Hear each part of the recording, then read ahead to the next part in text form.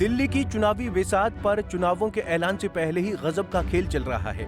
सभी राजनीतिक पार्टियों ने अपने अपने दांव चलने शुरू कर दिए हैं। दिल्ली चुनावों के लिए आप, बीजेपी और कांग्रेस फुल एक्टिव मोड में नजर आ रहे हैं। आपने दिल्ली के चुनावों के लिए सभी 70 सीटों पर अपने उम्मीदवारों का ऐलान कर दिया है, तो वहीं बीजेपी ने 29 और कांग्रेस ने दिल्ली चुनावों के लिए 48 नामों का ऐलान किया है। अब ऐसे में चुनावी तैयारियों के बीच दिल्ली में आरएसएस की एंट्री हो गई है। आपके मन में सवाल आया होगा कि दिल्ली चुनाव में आरएसएस की एंट्री कैसे? आइए आपको पूरा मामला बताते हैं। दरअसल हरियाणा विधानसभा चुनाव के दौरान राष्ट्रीय स्वयंसेवक संघ आरएसएस ने भाजपा के लिए मजबूत जमीन बनाई थी, जिसकी वजह से पार्टी को दोबारा राज्य की सत्ता मिली। अब यही फॉर्मूला दिल्ली में भी अपनाया जाएगा। आरएसएस ने आगामी विधानसभा चुनाव से पहले भाजपा के लिए समर्थन जुटाने को एक जनसंपर्क अभियान शुरू किया है। इस बात से वाकिफ लोगों ने बताया कि ये अभियान महाराष्ट्र और हरियाणा में आरएसएस के प्रयासों को प्रतिबिंबित करता है, जहां भाजपा को जीत मिली। दिल्ली चुनावों के लिए आरएसएस का मेगा प्लान। दिल्ली में लगभग 100 आरएसएस स्वयंसेवक अगले कुछ हफ्ते में सोशल ग्रुप और प्रोफेशनल के साथ कई बैठक करेंगे। जानकारी के मुताबिक जैसा महाराष्ट्र और हरियाणा में किया गया था, आरएसएस अपने सहयोगियों के जरिए पूरे राज्य में सैकड़ों बैठक करेगा। उदाहरण के लिए लघु, सूक्ष्म और मध्यम उद्यमियों का प्रतिनिधित्व करने वाली लघु उद्योग भारतीय व्यापारियों और उद्यमियों से मुलाकात की जाएगी। सेविका समिति के स्वयंसेवक महिला मतदाताओं तक पहुंचेंगे और जे क्लस्टरों में काम करने वाले सेवा भारती के पदाधिकारी आर्थिक और सामाजिक रूप से कमजोर वर्गों से बातचीत करेंगे। देश भर से कार्यकर्ता दिल्ली में डालेंगे डेरा। दिल्ली के सभी 13,033 बूथों में जाकर डोर टू डोर संपर्क करेंगे।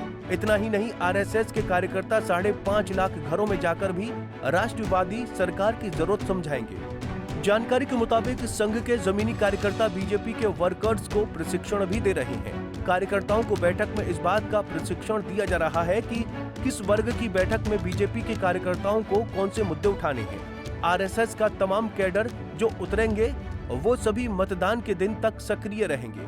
पिछले एक महीने से आरएसएस के वरिष्ठ नेता और भाजपा पदाधिकारी पार्टी के अभियान की रूपरेखा तैयार करने के लिए समन्वय कर रहे हैं, जिसमें अवैध बांग्लादेशी मुख्य मुद्दा है। आरएसएस से जुड़े एक व्यक्ति ने कहा कि आरएसएस का अवैध प्रवास को रोकने का साफ एजेंडा रहा है। दिल्ली में अवैध रूप से बसने वालों की समस्या दशकों से एक मुद्दा रही है, लेकिन हाल ही में ये समस्या और बढ़ गई है, क्योंकि म्यांमार और बांग्लादेश के लोग न केवल कानूनी मंजूरी के बिना शहर में रह रहे हैं, बल्कि कुछ मामलों में वो वोटर कार्ड जैसे महत्वपूर्ण दस्तावेज हासिल करने में कामयाब हो गए हैं, जिससे सुरक्षा संबंधी चिंताएं पैदा हो रही हैं। इस बार का दिल्ली विधानसभा चुनाव कई मायनों में खास रहने वाला है। दिल्ली के चुनाव में जहां 12 साल पुराना राजनीतिक दल लगातार एक दशक से सत्ता में है, तो वहीं बीजेपी पिछले 2 दशक से सत्ता से बाहर है। ऐसे में इस बार का चुनाव बीजेपी और कांग्रेस के लिए साख का चुनाव है। कांग्रेस दिल्ली की राजनीति में पिछले 2 बार से खाता खोलने में भी असफल रही है। दिल्ली लोकसभा चुनाव में बीजेपी लगातार 7 सीटों पर जीतती रही है, लेकिन जब विधानसभा चुनाव की बात आती है तो बीजेपी को मुंह की खानी पड़ती है।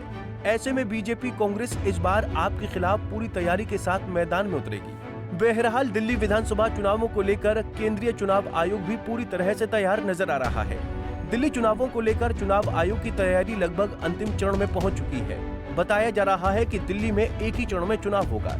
चुनाव आयोग 7 से 8 जनवरी को चुनावी तारीखों का ऐलान कर सकता है।